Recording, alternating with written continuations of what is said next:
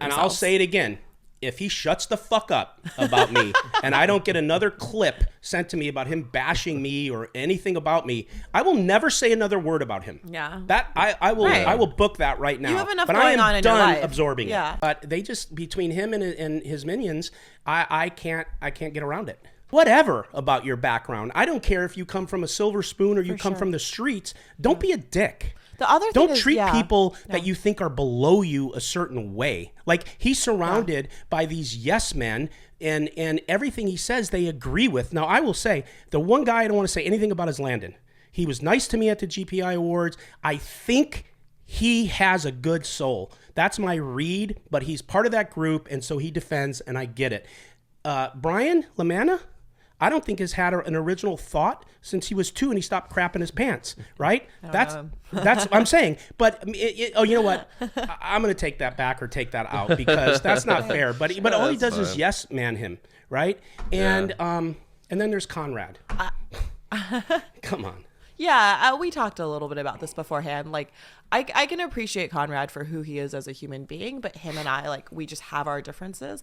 And I value being able to develop like genuine connections with everyone, but also diversity of thought more than I value, like, my therapist was telling me about, there's people that are fusionists where if you don't believe in the same things as they believe in, like, you guys just can't really have communication or relationship. And Conrad strikes me as one of those people. Granted, I might be wrong, but it seems like from both your experiences and my experiences. Well, my experience is, like, the only experience I have is that because Matt and I don't care for each other, he doesn't like me. And when we were at the GPI Awards, you know, I like almost bumped right into him and I said, hey, like, why don't we all just bury this fucking hatchet? And I put my hand out and he's like, fuck you. And he walked away.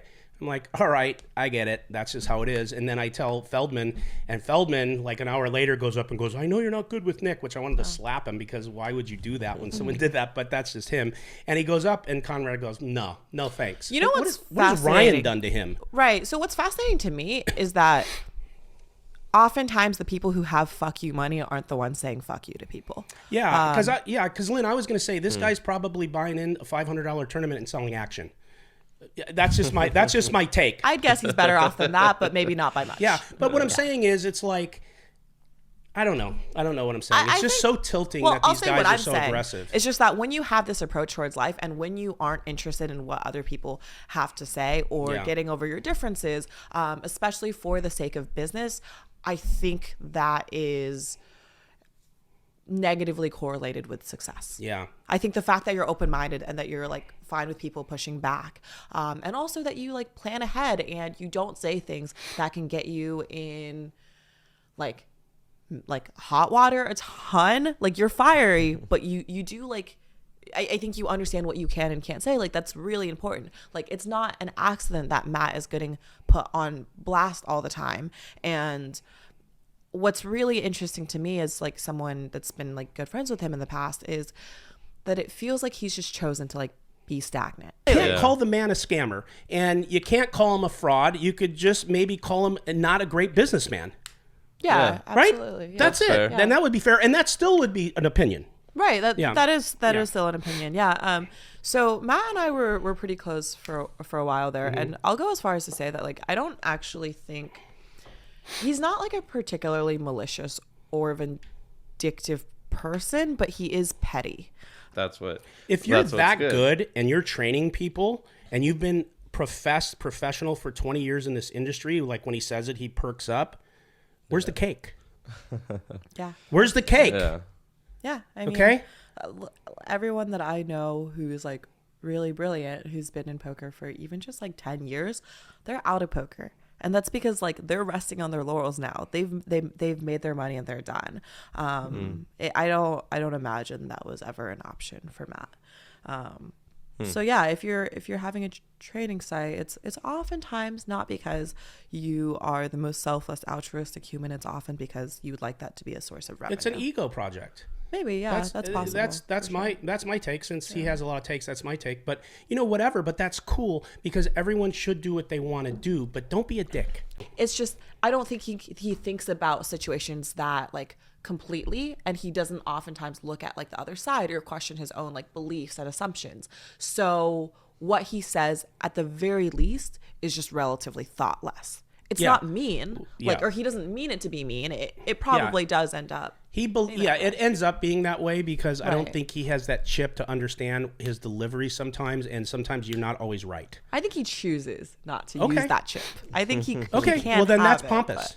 Yeah, that's a very pompous trait if that's the case. I wouldn't know because I don't know him as well, and I do believe that most of the time he believes in what he's saying and can't be moved off of his thought or his fact if he thinks it's a fact. And I don't know. I'm going to push back again. I think he can be moved, but I don't think people around him are pushing him.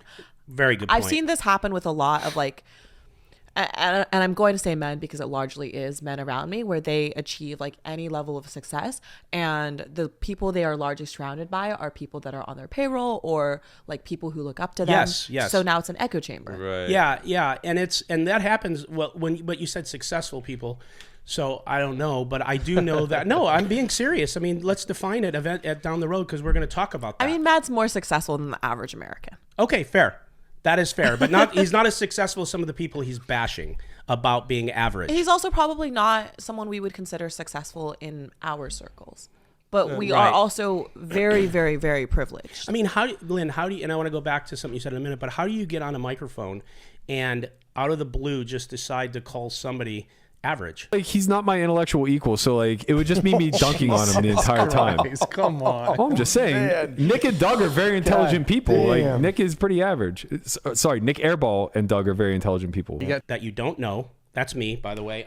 He's called me average, and so we want to lean into that. Oh, that's way too tight. Well, you do that when you are very comfortable stating your opinions on things without thinking them through. Yeah. Yeah. And so, to me, I just I don't understand that, and we can talk about it in a minute, and I have to be really, really careful with that conversation because I'm to the point now where I want to push back. I have messed this thing up.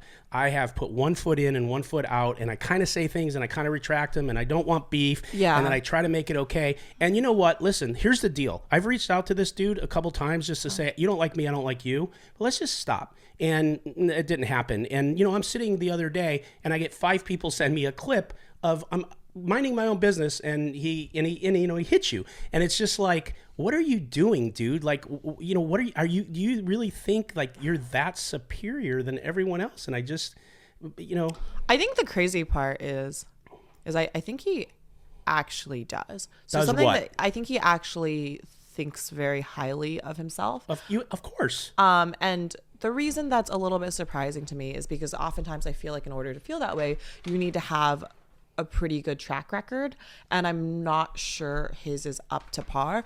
I will say credit where it's due. Like, I think he came from like a tough background, a tough environment, but I also think potentially that could be said for a lot of people. Like, I don't know where you came from. I don't know if you were born with a silver spoon in your mouth. So let's talk about that. And Sure. So this is the exact quote.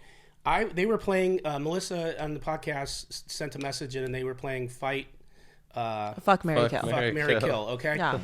And so eventually they got to the point where he said he would marry me, and he would marry me because he would want to torture me my whole life because I am not his. I'm sorry. Who said this? Matt Berkey.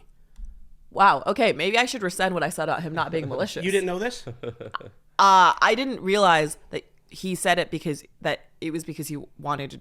Okay. So wow. So they're doing a podcast talking about Nick, and he's being defensive the whole time, saying he's not a scammer. That was like his every 20 minutes that would come up because it really bothered him. And I understand that because I've been called that too, and I'm not, and that's why I defend Matt on that.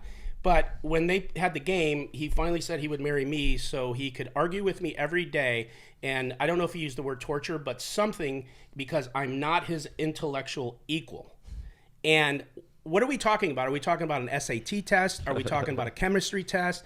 Are we talking about life? Lynne's PTSD. Because if we're talking about life, I've owned and ran 4 businesses since I was 21 years old. I'm retired. I know I could 10 or 20x him with what they were saying that Nick probably is caked up. I have no doubt. And that's so douchey. I know that. And I, you know, I'm a t-shirt hat guy. I don't ever talk about that shit. But I've had, like, I just have kind of had enough. Like, if you're gonna say something, be something.